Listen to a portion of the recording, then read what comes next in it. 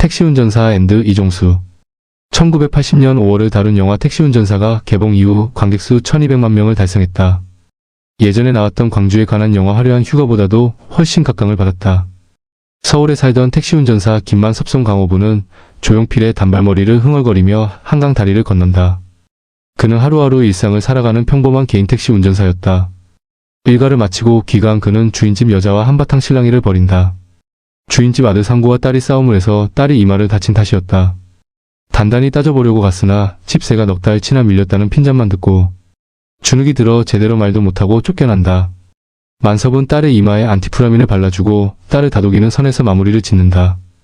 기사 식당에 들른 만섭은 한 동료 기사가 외국인을 태우고 광주에 다녀오면 10만 원을 벌 수 있다는 제의를 받아 예약까지 해두었다는 얘기에 귀가 번쩍 뜨인다. 그는 곧바로 약속 장소로 달려간다. 한편 독일 ARD-NDR 방송국의 도쿄 특파원이자 카메라 기자였던 위르겐 힌치페터는 한국이 위험에 처했다는 얘기를 듣고 한국으로 들어갈 결심을 한다. 그는 선교사로 위장에 입국한다. 한국의 언론인 이 기자를 만나 상황 설명을 듣고 광주에 관한 소식이 국내 언론에서는 보도가 통제되고 있다는 얘기에 광주로 갈 작정을 한다. 이 기자의 안내로 택시를 수배하게 되었고 그렇게 만섭의 택시를 타고 광주로 내려간다. 택시비는 10만 원을 주기로 했다. 그 당시 10만 원이면 오늘날 100만 원쯤 되리라.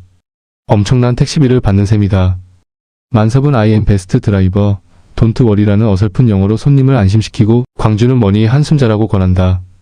힌치페터는 불안한 마음에 안절부절 못한다. 드디어 광주 초입에 도착한 초록색 택시 브리사는 무장한 군인들의 검문을 통과하지 못한다. 국도로 돌아간 만섭은 파치라는 농부 할아버지에게 광주로 들어가는 길을 물어본다. 농부는 광주로 들어가는 것은 위험하다고 경고하면서도 한편으로는 넌지시 새끼를 알려준다. 그러나 새길 입구에서 또다시 검문하는 군인들과 마주친다. 만섭은 손님이 비즈니스맨인데 광주에 중요한 서류를 두고 왔다고 둘러대고서야 검문소를 통과해 광주에 들어간다. 처음 마주친 것은 광주역으로 가는 트럭 일행이었다. 어디로 가느냐고 묻는 외국인 기자에게 시위대 가운데 영어를 하는 이로 나선 사람이 대학생 구제식류 준열분이었다. 제식은 외국인 기자가 광주의 실상을 알리기 위해 독일에서 왔다는 얘기를 듣고 함께 가자며 통역을 자처한다. 왜 대학에 갔느냐고 묻는 만섭에게 제식은 대학가요제에 나가려고 대학에 들어갔다고 너스레를 떤다. 기자와 제식을 내려주고 서울로 돌아가려던 만섭은 다시 그들과 재회하게 되는데 기자의 필름통을 가져간 파렴치한으로 오해를 받는다. 그러나 곧 오해가 풀려 화해한다. 만섭은 한적한 길에서 택시를 잡으려던 노모를 태워 병원까지 데려다준다. 아들이 시위대에 합류했다가 부상을 당했다는 사연이었다. 또 한 번은 산모를 태우고 병원에 데려다 주었는데 하필 지갑을 두고 왔다고 해서 택시비도 받지 못한다. 광주역으로 가던 길에는 시위대를 독려하던 처녀에게서 주먹밥을 받기도 한다. 시위는 점점 과격해지고 복잡한 양상을 띠게 된다. 저녁 통행금지 시간이 되어 만섭은 기자와 함께 광주 택시기사 황태술의 집에서 식사를 한다. 갓김치를 먹어보라는 권유에 한입 먹은 외국인 기자는 매운맛에 기겁을 한다.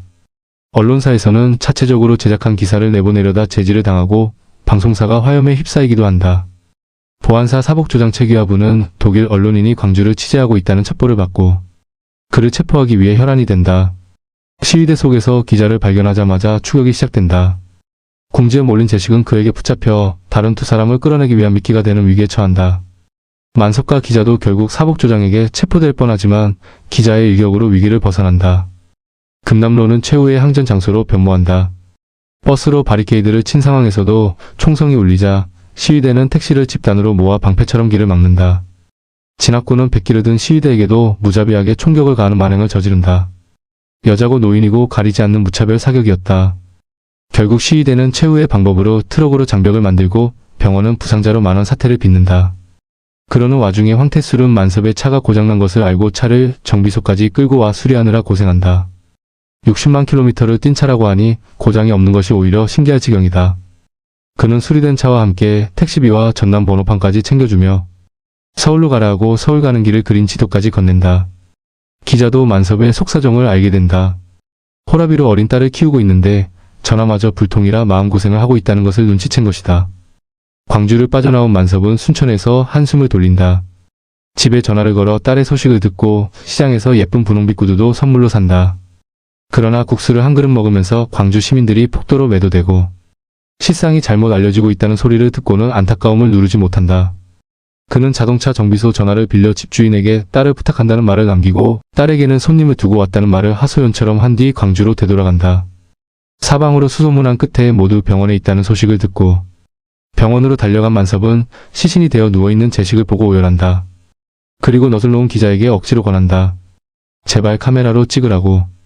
기자는 정신을 수습하고 카메라를 돌린다. 관에도 들어가지 못한 채 방치된 시신들이 즐비했다. 최후의 순간이 임박했음을 안 기자와 만섭은 서울로 향한다.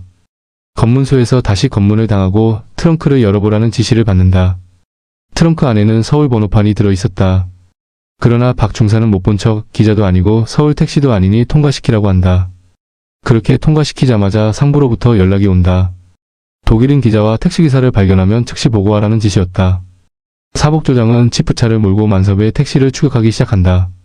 갑작스러운 위기에 처한 만섭을 위해 광주 택시기사들이 몰려온다. 그들은 보안사 사복조를 따돌려 만섭이 무사히 서울로 갈 수 있도록 온몸으로 길을 막아준다. 서울에 온 기자는 일본으로 가는 비행편을 예약하고 과자 상자에 필름을 담아 그 위에 과자를 덮은 채 한국을 빠져나간다. 얼마간의 세월이 흐른 뒤 기자는 송건호 언론상을 받고 다큐멘터리로 광주의 실상을 세상에 알린다. 택시운전사 김사복 만섭 씨는 그가 상을 받는 소식을 보고 흐뭇해하며 광화문을 향해 손님을 태우고 출발한다. 영화 마지막에는 실제 인물의 인터뷰 장면이 이어진다. 김사복 씨를 만나보고 싶어하는 힌츠페터의 사연이 생생하게 소개된 것이다. 실제 김사복 씨의 상황은 영화와 차이가 있었던 모양이다. 그는 개인 택시를 몰던 가난한 이가 아니라 아내와 두 아들을 둔 부유한 가장이었다. 서울 팔레스 호텔 소속으로 호텔 택시를 몰았고 차도 3대나 가지고 있었으며 영어와 일본어에도 유창했다. 다만 건강이 좋지 못해 1984년 53세의 나이로 타계했다. 위르겐 힌츠페터 1937만 2016 토마스 크레치만 붙는 독일 TV 방송 기자로 1973년부터 1989년까지 도쿄 특파원을 지냈는데 5월 민주화 항쟁 당시 직접 광주를 취재하고 그것으로 다큐멘터리를 만들어 방송했다. 그리고 2003년 송건호 언론상을 받았다. 그는 이후 택시운전사 김사복 씨를 만나려고 팩방으로 노력했지만 결국 만나지 못하고 말았다. 문재인 대통령과 기자의 부인 송강호 등이 함께 영화를 관람하는 장면이 한때 화제가 되기도 했고 너무 굳어있던 송강호의 표정이 논란이 되기도 했다. 서울 시민의 눈에 비친 광주, 그리고 가장 객관적이었던 외국 기자의 눈에 비친 광주의 모습이 재현된 것에 이 영화에 큰 의의가 있을 것이다. 대부분의 국민은 그 당시 그곳에서 무슨 일이 어떻게 일어났는지를 몰랐고 그로 인한 아픔과 한을 간접적으로만 느껴왔을 뿐이었다. 얼마 전 방송 차이나는 클라스에는 황성영 작가가 나와 자신의 책 죽음을 넘어 시대의 어둠을 넘어에 관해 이야기했다. 광주에 살았던 작가는 하필 그 일이 벌어졌을 때 광주를 떠나 서울에서 일을 보고 있었다. 그래서 광주에서 일어났던 일에 관한 기록을 정리하고 새롭게 발굴해 책으로 낸 것이 그 저서라고 했다. 그는 말했다.